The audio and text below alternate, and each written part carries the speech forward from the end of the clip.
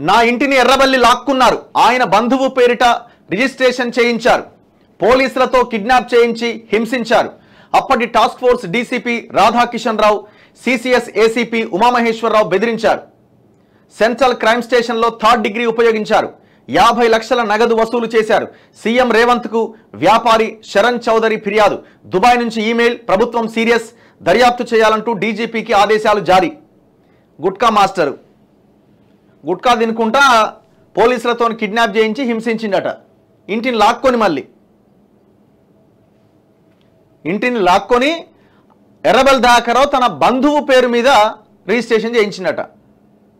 నేను చేయను అట్లా ఇట్లా అంటే వాడు రాధాకిషన్ రావు అనేటోడు ఉన్నాడు కదా, టాస్క్ ఫోర్స్ ఇన్ఛార్జ్, వాడు ముసలాడే 75-80 ఏళ్ళు ఉంటాయి. సో వాడు మొత్తం ఈ అరాచకానికి పాల్పడ్డాడు. సో హింసించి కొట్టి థర్డ్ డిగ్రీ ప్రయోగించి మొత్తానికి ఆ ఇల్లు రాసుకున్నారు. మాజీ మంత్రి ఎర్రబెల్లి దయాకర్రావు పైన బీజేపీ రాష్ట్ర ఎగ్జిక్యూటివ్ సభ్యుడు, హైదరాబాద్ బంజారాహిల్స్ కు చెందిన వ్యాపారి శరణ్ చౌదరి తీవ్ర ఆరోపణ చేశారు. ఏడాది క్రితం అప్పట్లో మంత్రిగా ఉన్న ఎర్రబెల్లి తనను బెదిరింపులకు గురిచేసి తన ఇంటిని ఆయన బంధువు పేరిట రాయించుకున్నారని, ఇందుకు అప్పటి పోలీసు ఉన్నతాధికారులు ఎర్రబెల్లికి సహకరించారని ఆరోపించారు. ఇల్లును బంధువు పేరిట రిజిస్ట్రేషన్ చేయించడంతో పాటుగా తనను సీసీఎస్లో ఉంచి బలవంతంగా 50 లక్షల నగదును ట్రాన్స్ఫర్ చేయించుకున్నారని వాపోయారు. ఈ మేరకు దుబాయ్ నుంచి శరణ్ చౌదరి సీఎం రేవంత్ రెడ్డి, డీజీపీ రవి గుప్తాకు వేర్వేరుగా ఈమెయిల్ ద్వారా ఫిర్యాదు చేశారు. ఎస్ఐబి ఫోన్ ట్యాపింగ్ కేసులో ఆరోపణలు ఎదుర్కొంటూ పరారీలో ఉన్న అప్పటి టాస్క్ ఫోర్స్ డీసీపీ రాధాకిషన్ రావు, అప్పట్లో హైదరాబాద్ సీసీఎస్ ఆర్థిక నేరాల విభాగాన్ని పర్యవేక్షించిన ఏసీపీ ఉమామహేశ్వరరావు తనను తీవ్రంగా హింసించారని ఆ ఫిర్యాదులో శరణ్ పేర్కొన్నారు. అప్పటి ఏసీబీ ఉమామహేశ్వరరావు తనను కింద పడేసి బూటు కాలుతో తన్నారని,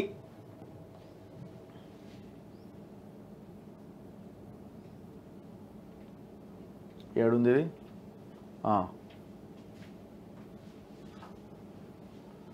ఆరోపించారు. బాధ్యులపైన కఠిన చర్యలు తీసుకోవాలని కోరారు. 2023 ఆగస్టు 21వ తేదీన నేను బీజేపీ ఆఫీస్కు వెళ్తుండగా మఫ్టీలో వచ్చిన పోలీసులు నన్ను అడ్డుకున్నారు. ప్రైవేటు వాహనాల్లో నన్ను హైదరాబాద్ సీసీఎస్ కు తరలించారు. నేను పలువురి వద్ద అక్రమంగా డిపాజిట్లు తీసుకున్నానంటూ సీసీఎస్ ఏసీపీ ఉమామహేశ్వరరావు నన్ను బెదిరించారు. ఆ తర్వాత అప్పటి మంత్రి ఎర్రబెల్లి దయాకర్రావు, టాస్క్ ఫోర్స్ మాజీ డీసీపీ రాధాకిషన్ రావు సూచన మేరకు నన్ను తీవ్రంగా కొట్టారు. అప్పటికప్పుడు నా ఇంటి ఒప్పంద పత్రాలు సిద్ధం చేసి సంతకాలు తీసుకొని మంత్రి ఎర్రబెల్లి బంధువు విజయ్ పేరిట రాయించారు. 2 రోజులు సీసీఎస్లోనే అక్రమంగా నిర్బంధించారు. బూట్ల కాళ్లతో తన్నారు, చెప్పులతో కొట్టారు.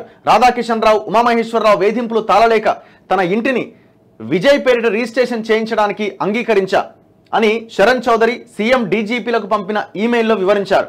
ఆ తర్వాత కూడా తన కుటుంబ సభ్యులకు ఫోన్ చేసి 50 లక్షలు డిమాండ్ చేశారు. తన స్నేహితుడి ద్వారా 50 లక్షలు తెప్పించి రాధాకిషన్ రావు, ఉమామహేశ్వరరావుకే ఇచ్చాకే తనను వదిలిపెట్టారని శరణ్ వాపోయారు. ఈ వ్యవహారంపై హైకోర్టును ఆశ్రయించా, రిట్ పిటిషన్ దాఖలు చేశా. అయితే ఏసీపీ ఉమామహేశ్వరరావు నా వద్దకు పోలీసులను పంపి బెదిరించారు. పిటిషన్ ఉపసంహరించుకునేలా చేశారని ఆరోపించారు. ఎర్రబెల్లి, రాధాకిషన్ రావు, ఉమామహేశ్వరరావుపై చర్యలు తీసుకోవాలన్నారు. ఈ ఫిర్యాదుపైన ప్రభుత్వం సీరియస్గా ఉన్నట్టు తెలుస్తోంది. వెంటనే దర్యాప్తు చేయాలంటూ డీజీపీకి ఆదేశాలు జారీ చేసినట్టు సమాచారం. దాంతో హైదరాబాద్ పోలీసులు దర్యాప్తుకు రంగంలోకి దిగారట. నన్ను ఇరికిచ్చినారు, ఫోన్ ట్యాపింగ్లో ఇరికిస్తున్నారట. ఎవరిని? ఈ దుర్మార్గుడు కూడా ఉన్నాడు, ఎర్రబెల్లి దయాకర్రావు. పర్వతగిరి అన్న తన సొంత ఊర్లో ప్రణీత్ రావు బంధువు కాబట్టి ఆడ సర్వర్ పెట్టించుకున్నాడట. ఇట్లా అసలు ఇది ఒక చిన్న ఎగ్జాంపుల్ మాత్రమే ఇది అని ఆయన బయటకు వచ్చి ధైర్యంగా చెప్పింది కాబట్టి సరిపోయింది అంతే. ఇట్లాంటివి గ్రామాల్లో, మండలాల్లో వాళ్ళ స్థాయికి తగ్గట్టు ఆ రకంగా పోలీసులను ఉపయోగించుకొని పెద్ద ఎత్తున అరాచకాలకు పాల్పడ్డారు. ఎంతమంది భూములు లాక్కోలేదండి? కొన్ని లక్షల ఎకరాల భూములు పేద ప్రజల భూములు వాళ్ళకి కాకుండా పోయినాయి. ప్రభుత్వ ఆస్తులు ప్రభుత్వానికి కాకుండా పోయినాయి. సో ఈ ప్రభుత్వం కూడా ఏదో పైన తూట్ పాలిష్ లాగా ఏదో విచారణ చేస్తున్నామని అటు ఇటు కాకుండా ఆ దుర్మార్గులు సంపాదించిన సొమ్ముని రికవరీ చేయాలా. పేద ప్రజల నుంచి కబ్జా చేసిన భూములను వాళ్ళ నుంచి విడిపించి మళ్ళీ ఆ పేదలకు పంచాలా. అప్పుడు మాత్రమే మిమ్మల్ని నమ్మడానికి అవకాశం ఉంటుంది.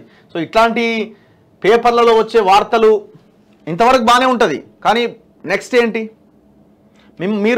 మిమ్మల్ని మేనేజ్ చేయరని గ్యారంటీ ఏంటి? ఎందుకంటే అనుమానాలు ఉన్నాయి జనాలకి. ఈ రిటైర్డ్ ఆఫీసర్లను ఇంకా పెట్టుకోవడం కావచ్చు, వాళ్ళకి ఇంకా ఊడిగం చేయడం, వాళ్ళని ఇంకా పెంచి పోషించడం కావచ్చు, ఇవన్నీ ఉన్నాయి. ఇప్పుడు ఈ ఫోన్ ట్యాపింగ్ కేసులో ఇవాళ సిపికి కంప్లైంట్ చేయబోతున్నారు బక్కా జడ్సన్ గారు. చాలా పెద్ద కేసు అది. 4 లక్షల సిమ్ములు కొన్నారట. ఒకటి కాదు, 4 లక్షల సిమ్ములు. ఇలా అందరూ ఉన్నారు, చాలా మంది పోలీస్ ఆఫీసర్లు ఉన్నారు. ఈ విషయం ఇవాళ ఆయన బ్లాస్ట్ చేయబోతున్నాడు, చూద్దాం.